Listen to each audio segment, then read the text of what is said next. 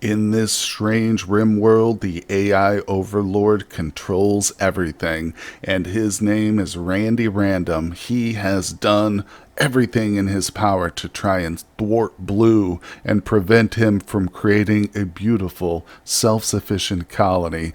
But the colonists who have joined him are taking advantage of all the resources we can here in this lush tropical green hell, and we're even starting to carve out our very own buildings and equip them with all the production necessary to conquer this world, hopefully. Thank you everybody once again for joining me. My name is Ryan, and we are back with more Blues Return. This is episode number 6 of the series, so if you're new, just tuning in, the link to the playlist is down in the description, and I've got a whole bunch of other RimWorld series too, so check those out once you do get caught up with Blue here.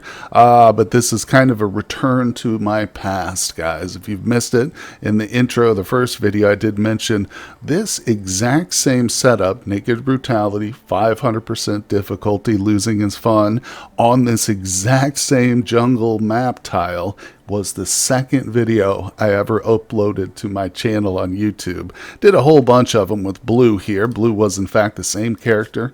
I think his skills might have been slightly different, but otherwise, it's like I say, a blast from the past. And we're doing good so far, despite the high difficulty. We have survived, and even some might say thrived, but Randy does present new challenges in every episode. So thank you once again for tuning in, guys. Let's hit that acceleration and see what happens. So there's something I need to address from the last episode. I talked about the allow cutting option here and how turning it off would disable harvesting. Well, I was mistaken. In fact, if you just read it, it actually says there, harvesting plants matching the grow zone type, they will still do that. They will still sow new plants in spaces that they're already empty and harvest plants.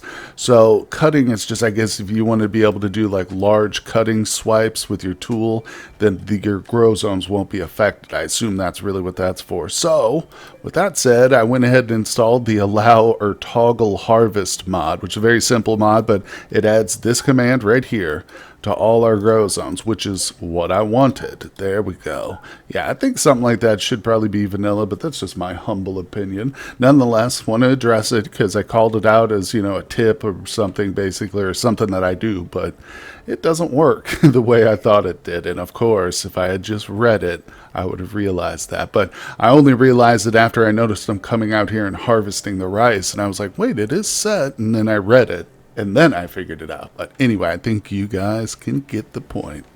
Our construction crew is hard at work replacing all the traps that were set off by the Pebblements. Of course, they joined us in the last episode after Patrick joined us. We didn't invite the Pebblements though, but Patrick turns out to be a darn good cook, so we were able to use him to free up Blue for other tasks now, which is going to be super important because Blue really is just, you know, a stopgap when we first start the colony in terms of his cooking skills. He's much better at construction and even some crafting, and eventually we'll get him good at research, but that's beside the point. Let's check on Furry's update here. Oh, he's getting close. He's at 60%. It's taking, I think, 2 or 3% each time trying to convert Furry. And of course, he was a member of the colony. We just arrested him trying to convert him quickly, but that turned out not to be the case. Nonetheless, it needs to be done so that we can start to progress our ideology. And let's take a look at the barracks over here. Okay, so you can see it's pretty filled out. Now let's talk about the beauty factor here, because of course our people will have a bit of a debuff if we don't have a decent rec room, dining room, and barracks. I don't see it listed here. I'm noticing she's got no pants on, so we're going to have to queue up some clothing soon. But anyway, that's aside from the point. The room itself is not bad, though, because it's not giving her any negative debuffs. Let's see. He's got a bunch here because of his stupid ideology. Let's look at Blue. I don't see anything negative or even positive. Now, we can change that, though. We can make them think the barracks is positive. by increasing the beauty. One way we could do that is to put in floors and, add a bunch of wealth, or we can put in some statues, leave the floors out to preserve our wealth. Of course, we're trying to min-max here in terms of colony wealth because we don't want to get attacked with a huge raid. Let's take a look. 35k, yeah, we definitely want to keep it under 80k for as long as possible. That's one of those marks too where the needs of the colonists will go up. Their expectations will increase at 80k, so staying under that is a good benchmark. But yeah, it's not really pretty to look at, but with enough artworks, as you can see, we can boost that up and give them a little mood boost, even in a barrack structure. Hard work. That's what it's all about. So we're over here now expanding our power production. I should say actually starting it out here, just getting off the ground. And of course, we got to clear a little bit of mountain, but as we touched on in the last episode, there's no roof there, so it won't be a problem for these guys. Now the next big step is clearing out the trees, because those are, of course, blocking these two here. But we've got some grow zones. This is kind of how I like to do it. Of course, you could set up some concrete flooring over here and never have to worry about it, but we will plant some hay, I think, in these two squares. And over here, right in the really crappy terrain where the fertility is low, we'll do some potatoes because those don't really matter. They don't respond to fertility at all, so you can grow them wherever. But that will, of course, start to power the batteries, give us some extra juice. And right now, we're just looking at lighting, but I think after that, in terms of electrical upgrades, we're going to start looking at temperature. Very important. Now, there's a really great mod I've got here. Let me show this to you guys. Air conditioning.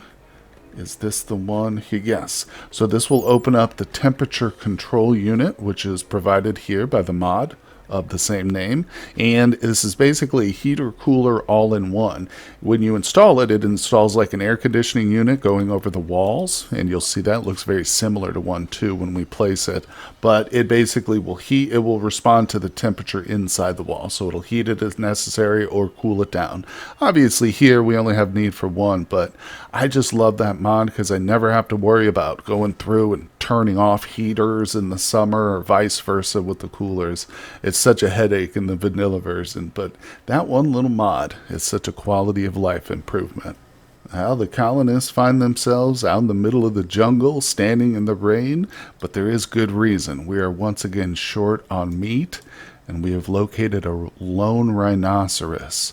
Now, of course, this is a very deadly animal to be hunting, but that's why we brought the whole group. Uh-oh, it's coming at us.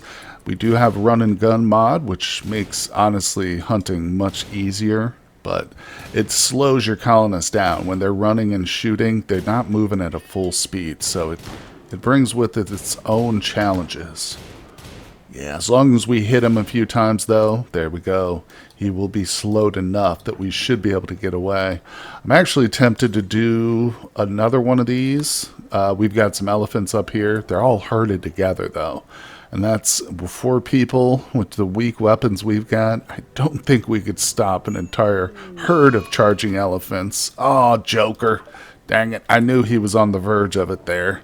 Well, was it this time, buddy? It's probably his stupid ideology really causing him to break a lot. No recent conquest. Yeah, once we get... I'm really wishing I had put Joker in the prison first instead of Furry. But nonetheless, he is neurotic too, so that's obviously contributing to it. But good news is, once we do finally get our ideology up and running, I think Joker is going to be the next target of our conversion efforts, and he'll probably be a pretty easy convert. Uh-oh! Check it out, guys. Let's see. Oh, look at this. Randy's trying to kill me. Oh, my God. Is it just one of them? Oh, no, there's a couple more. He set it right over here by where our meat is, where our hunting is. No, so we can't. Blue can't grab it. He won't be able to get this. Nope, Blue, fall back, buddy. But you know what's even worse? Joker. Whoops, I hit the camera there. Joker. Oh, my God. So you know what? We've got to arrest him. We're going to end up with 2 people in our prison now because of this. I mean, I can't just leave him out here. Those stupid plants will come eat him. So let's do this. We're going to micromanage this very carefully.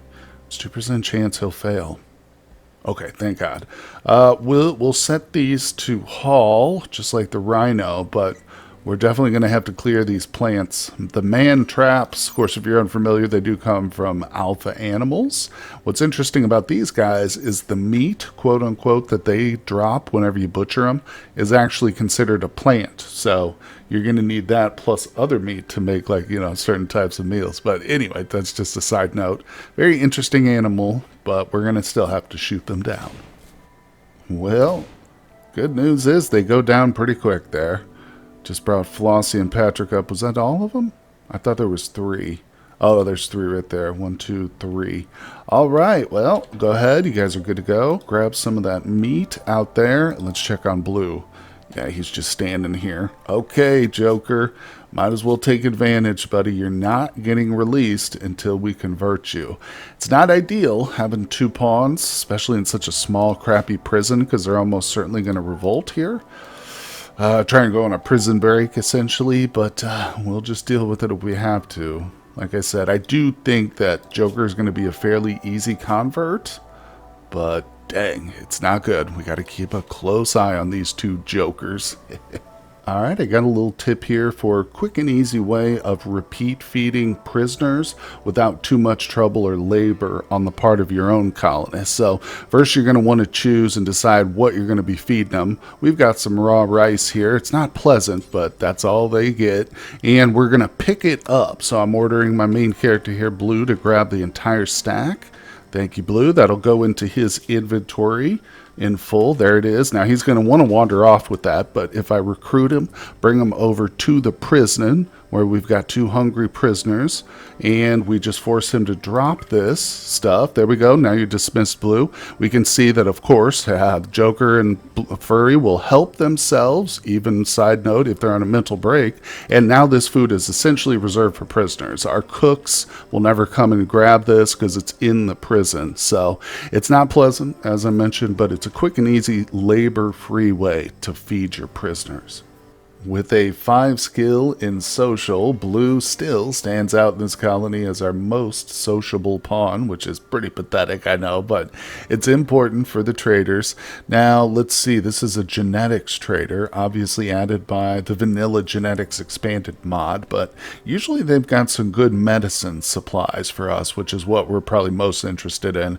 We won't get into the genetics yet, but you can count on down the road. We will try to. Anyway, so one great thing about this trader is I can get rid of these stupid cortical stacks. These come from enemy prisoners or bodies that, basically degrade away, or if they somehow get butchered. I'm not saying we did it, but the stacks will remain and they're valuable, so they have a price, but now we can get rid of them. They're just sitting around my colony giving me excess wealth I don't need. And in exchange, we can buy some medicine. Ah, yes. Wow, those things are super valuable. So let's go ahead and grab their components too. That's a little bit too much. I don't want to actually pay for any of this stuff. There we go. That's perfect. That's exactly what we want, is some perishable stuff, or I should say temporary resources like components and medicine, which will eventually be removed and used for other things. But I think we can go ahead and cancel this. Yeah, we don't want to go too overboard with the components. That was a very fortunate timing. So, yep, we're just getting our batteries up. I'm going to replace us here with some lamps on the interior. In fact, let's go ahead and just order these to be deconstructed. Don't refuel them anymore. Thank God. I hate torches. They're the bane of any tribal colony. Yeah, and of course, most importantly, we're getting our tailoring bench up and running. I assume it's going to have to be Blue with the 5 who does that, but until we get a production specialist, he is our best option once again. Oh no, well, this wasn't the prison activity I was worried about, but looks like Furry and Joker got into a social fight. Furry called Joker a bee. This drove Joker into a rage, and he began the fight. Honestly, yeah, that's the kind of insult that would drive me over the edge too. But once again, equipped with any weapons. Should just be bruises and cracks. Yeah, they'll be totally fine. They will recover, and honestly, that's a good thing, because while they're in bed convalescing, they will not be plotting on escaping our wonderful accommodations. Oh boy, well, I was just monitoring the progress here of our 2 prisoners. Furry's coming along nicely. I'm hoping he doesn't screw it up, but Joker's also, I think we'll probably end up converting him first because he's pretty weak-willed. But Randy has done it. He's dropped a Mechanoid cluster on us. Let's see where this lands. Oh, good, okay. It's pretty far away. What are we looking at here? Defoliator, that's not good at all. Yeah, he put that within range of our stuff. Our gardens, I should say. Now, the good news is it's pretty weak looking in terms of actual mechanoids. This right here is not a positive. Pikeman, though, could be worse. Could be worse. Ultimately, we might be... Oh, look at this. It counts down, too. So it's not quite active yet, but we've got time to plan. I'd love to get, like, a smoke launcher. I don't know, though. We don't have any recipes for it. We don't even know machining yet in terms of this. So I'm going to go ahead and set up a zone real quick. We'll do this together. I do have a bunch of zones already managed here. So I'm going to rename the bottom one here. We'll just say safe mech. Okay, telling myself that this is going to be a safe area from mechs. Now, a quick and easy way to do this is we'll expand the area that I don't want my colonists to go, okay? Because what we're going to do is once I've set this, I don't want them to come anywhere near it so that they don't trigger anything, they don't shoot at it. So in this square, our colonists will no longer go, but first there's one more stage. We've got to go back to manage areas and invert this. There we go. So now our people will stay inside safe mech as long as I come to our schedule, and boom. There we go. So they'll respect that, and they won't enter this entire section of the map. Also, on a side note, we might get lucky and see a trader arrive, take this out for us. We'll have to wait and see. Oh, man. This wasn't exactly what I had hoped for when I said a trader coming in. This isn't even a trader, it's just a group of travelers. They woke up the mechs, and they got themselves killed.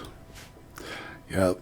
Oh, what did he drop? Bio-coated. Damn you. Steel mace, though. Oh, they didn't even make a dent, really. Look at this one trying to crawl away. Sorry, that's not going to happen. Oh, man. So that means this thing in... Oh, it still says it initiates in 4.4 days. Oh, okay, okay. Well, that's fortunate for us. There's still not a huge rush on this, but... Unfortunately, no unstable power cells whatsoever. Now, oh, you know what, though? This thing is up and running now. Yep, it's going to start to assemble stuff. Damn, damn, damn. You know what? I think since it is awake too, we're going to need to ignore our very well-placed safe zone here, and we're going to switch over to the true safe zone, which is just inside the colony. In fact, I even give the front line a bit of a border there so that none of our people wander up in case something's out here swarming. That's just a side note, but I really want to bring our people out and maybe try and just eliminate this before we get 4 more mechs or 3 more mechs pop out.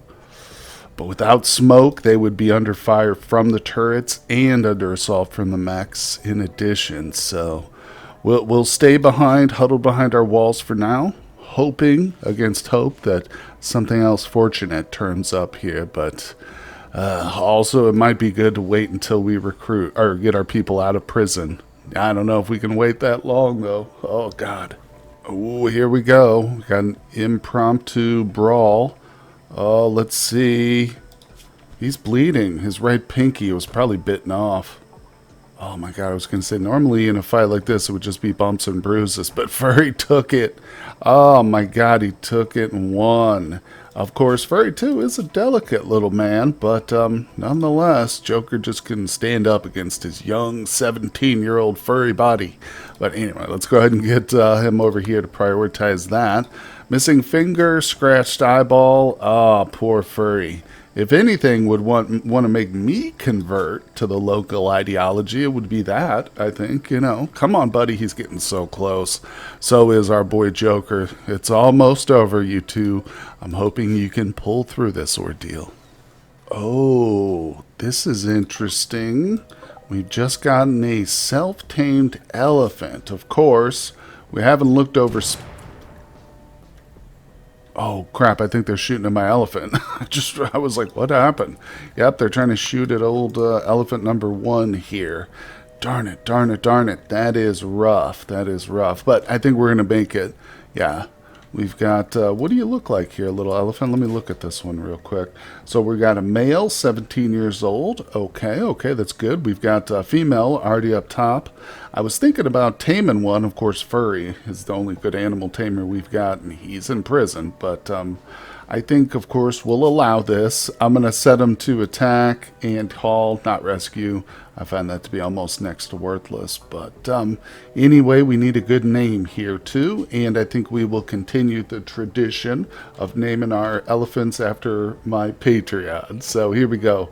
Mr. PZ Jones. There we go. Is the second one. Of course, Spuds was our first elephant / Patreon there. There she is. Wonderful. She's a she, right? Yep. Okay, so we do have a breeding pair now, which is great. I'm actually kind of considering bringing them out here, except, yeah, Furry never actually managed to get either one of them fully trained up. And it almost looks like Spuds is losing her tameness, too. So, damn it, Furry, you need to hurry up, my boy, and get yourself converted. Oh. Look, Blue's in top. He's in the middle of it right now. How'd we do? Ah. Oh, still nothing yet. And on top of it, we've got a heat wave, darn it. Well, the good news is I did actually just research a little bit of the cooler technology. Actually, no, we want the temperature control unit. Yeah, we talked about this in the last one. We're going to set some of these up right away. Don't have a lot of steel right now. I'm really trying to avoid digging into our own mountains because I do have a little bit exposed here. But if I go too deep, we'll start to provoke insects. So I'm just waiting there. And of course, we've got some outside here. But I think what I'll do is I'll just force maybe Blue to run out here and haul this. See, it says it's outside the safe zone. So let's grab him, turn off his restriction, and since he does have a backpack, he should be able to pick up most of this. Alright, there he goes. He got about half of it. That's okay. I'll do a second trip with him. It's good to get all this in there. Of course, it's counting towards our wealth anyway, no matter where it's at on the map. If it's a resource that has value, your colony gets credit for it, good or bad, so we might as well put it to use. But, oh, this thing's pumped out a second pikeman at this point. We're just going to ignore it for now. I mean, we've still got 2.5 days on the defoliator, and after that, it's a slow expansion. It's not instantly defoliating everything, so we'll still have probably a few more days until it actually eats into our garden, and ultimately it's more annoying than anything else, but I'm going to hope we get a little bit of neighborly assistance with this one, since our stupid neighbors woke it up in the first place. But I think this is a good place to end things today. I really appreciate y'all stopping by for Blue's return. Continue to tune into the channel. We're doing uploads every other day for the series. And of course, on the off days, I'm uploading my Cataclysm Dark Days Ahead series. So if you're a fan of that, I hope you enjoy it as well. But nonetheless, guys, hit that like, subscribe, and I will see you all on the next one. Hey everyone, I just want to give a personal thank you to my Patreon supporters. Their contributions help make my work possible, and I am tremendously grateful to them. I'd also like to extend an invitation to you to help support my work on Patreon as well. Your donations allow me to upgrade my PC and avoid the dreaded hardware despair. It also gives me more time to devote to new projects and create longer content such as live streaming. No matter what you decide, thank you for visiting my channel.